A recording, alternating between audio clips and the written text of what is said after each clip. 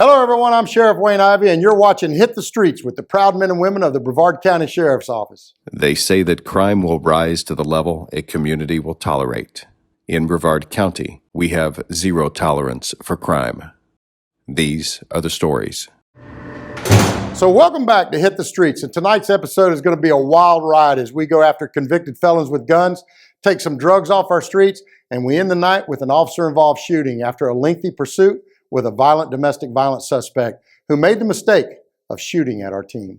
So our first case of the evening started in the area of Barna Avenue in Titusville, where deputies attempted to stop a silver Infiniti for traffic violations when all of a sudden, the driver decided he could outrun our deputies. Apparently, the driver and sole occupant of the car, Michael Shallow, didn't get the memo that in Brevard County, we will chase your butt down and put you in jail if you try to run from us. So after he crashed his car, he decided to jump out and run on foot. What you mean I can't drive? That wasn't me, sir. Y'all got the wrong person.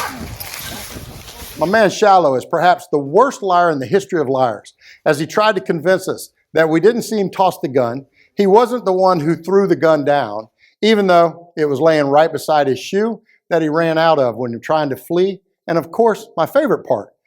Oh, that's funny. That key makes that beep. I just told you they put it on me back there. Oh, man. I was in the woods laying down. Being a convicted felon in possession of a firearm wasn't the only problem Shallow had. So he got a free ride by our lodge shuttle service to Ivey's Iron Bar Lodge, where he was held on a no-bond status for 2 counts of possession of a firearm by a convicted felon, 2 counts of carrying a concealed firearm, trafficking in cocaine, possession of more than 20 grams of marijuana, reckless driving, resisting without violence, driving while license suspended with knowledge, and of course, violation of probation, because that's what these dirtbags do. They get out of jail on probation and go right back to their drug dealing ways. You would think at some point society would stop giving drug dealers and criminals breaks and just lock their butts up for real so they can learn their lesson. Okay, next up, my main man Izzy and Hannah Banana are conducting a traffic stop near the intersection of Carver and Robert Street in Melbourne. As they approach the vehicle, man, things start to happen. Yeah, see my wallet? Okay. So I do have a license though, sir. All right. I was just trying to find my friend's house. He's over here somewhere, but I didn't. She just dropped it. She just dropped it. Get out of the car. Ma'am, put your hands up now. Put your hands up.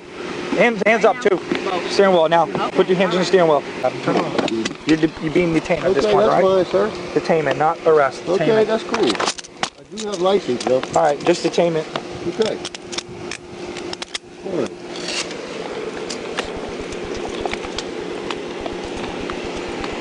At this point, we're doing a drug investigation, all right? So everybody's being detained. It's looking like she's the one that's going to go. He provided the crack for services. That's what it was. Alanya Liberto tried to conceal a bag of cocaine that she had in her possession at the time of the traffic stop. And Hannah, yeah, she was able to observe her actions, which led to both her and the driver being removed from the vehicle. After a search of the vehicle failed to reveal anything else, Liberto was given a ride to the Iron Bar Lodge on a total bond of $2,500 for possession of cocaine and possession of drug paraphernalia. All right, folks, run to the kitchen and get the popcorn and then get back in here and buckle up, because this next case is a crazy ride that ends with the suspect making the fatal mistake of shooting at our deputies. The incident starts when our patrol deputies responded to a suspicious person call at the Sunset Bay Apartments, where a subject was observed trying to break into cars.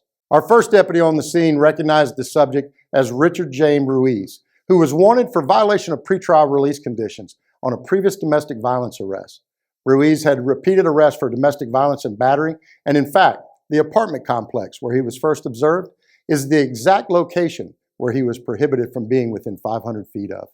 Ruiz had actually committed within a period of 2 weeks a battery and domestic violence, a violation of conditions of release on the domestic violence case, and then committed another battery and domestic violence, all against the same victim.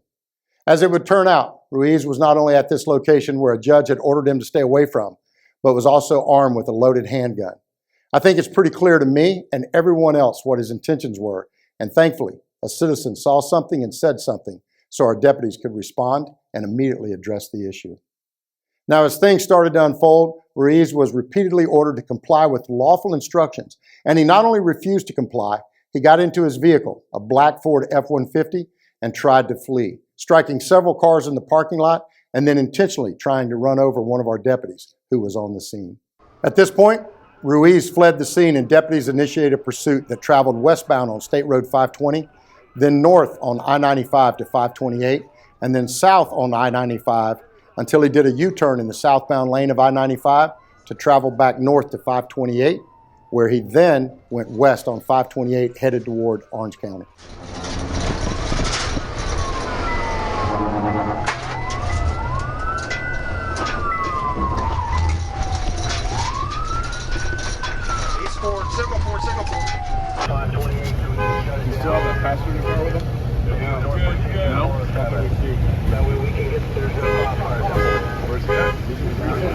Kenny, you good? Back up. Kenny, you good? Back up. I'm in the back seat, so.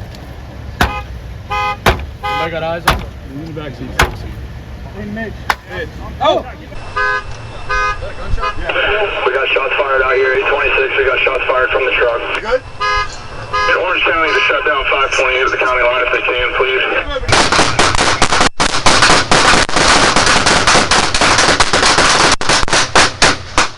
Cease fire! Fire!